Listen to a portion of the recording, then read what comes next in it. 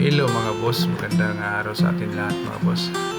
Dito pala ako nakauwi at napagbigyan tayo na makauwi at makasama yung pamilya mga boss. Ayan, dito pala kami si Papa na tinulungan ko pala sila si Papa mga boss sa bukid.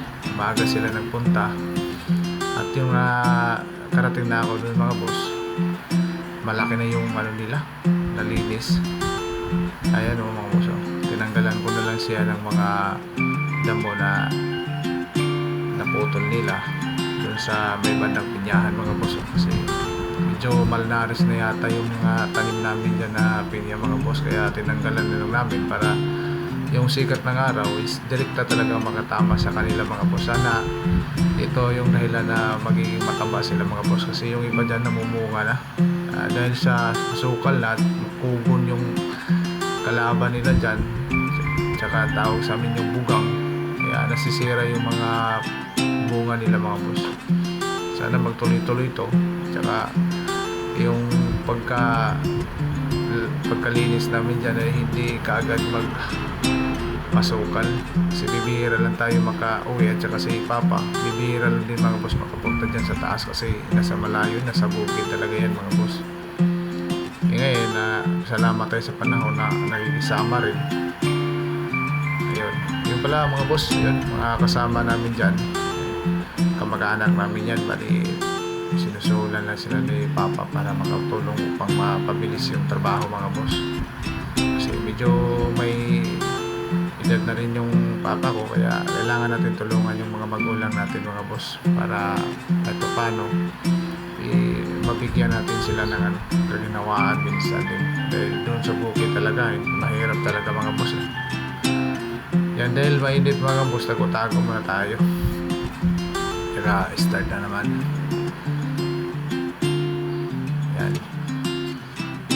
Mabigat siya boss, mga boss, kasi yung mga damo dyan, mga bugang tsaka kugon yan, kunti-kunti lang at matapos mga boss.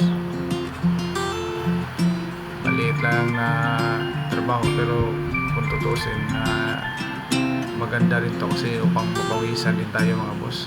Tsaka salamat din talaga na nagbigyan tayo ng pagkakataon na makauwi mga boss, at makatulong tayo sa mga magulang natin, lalo na sa bukid.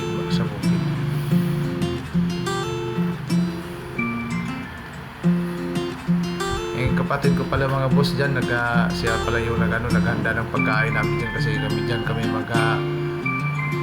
tanghalian yan, pinagawa na muna yung iba, pahinga muna mga boss, medyo pagod na rin. Pag-akyat mo pa lang dyan, pagod ka na yan.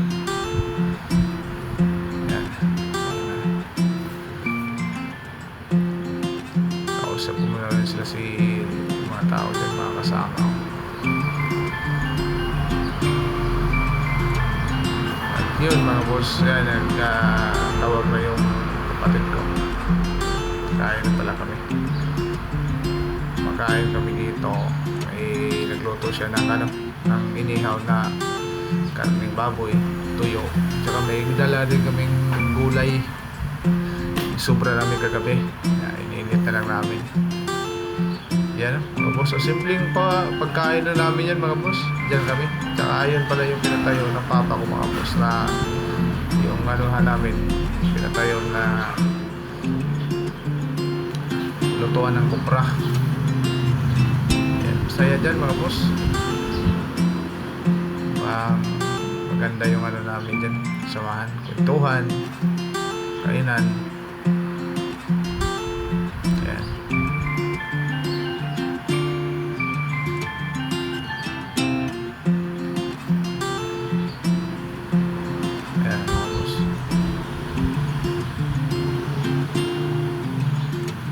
Patagal yata kami ng kwentuhan dyan mga boss,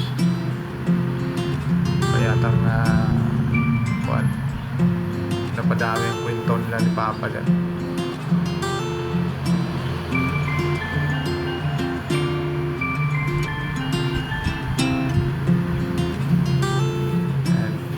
Tapos na yun si Papa, hanap na yun yung tubig. paano yan mga boss. Medyo napahaba yung usapan natin. So maraming salamat talaga sa inyo mga boss sa pagsuporta ninyo sa amin, pasubaybay sa mga video ko. Maraming salamat sa lahat mga boss.